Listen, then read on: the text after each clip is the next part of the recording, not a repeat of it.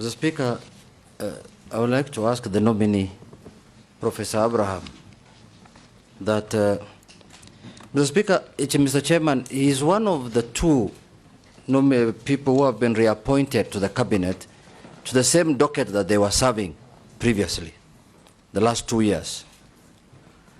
I want to ask you a question, Professor, that what do you think makes you feel that you can serve in that docket again? Because why I'm asking that question is because if you look at what happened in the last 2 months in this country, the demonstrations and the kind of thing that happened, in my view, you look like somebody who was lost. Your presence was not being felt. Your omnipresence was not being felt, if I may say so, because you could see abductions were happening, human rights abuses were happening, but the minister's voice was not being heard in that situation. What do you think, what makes you think that you can serve again in the same docket? The events the honorable member is referring to were mainly operational issues.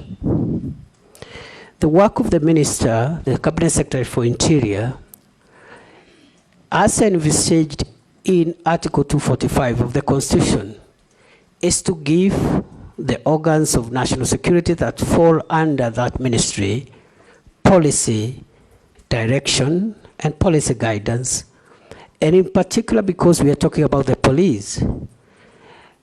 Mr. Speaker, the police is under independent command, Article 245, paragraph 2.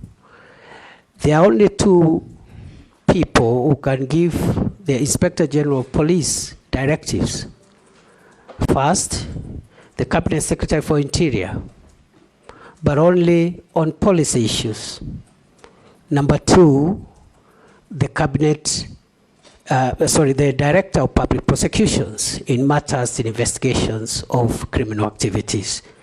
Other than that, operational matters are handled by the command of the National Police Service, and therefore the minister doesn't give operational directives.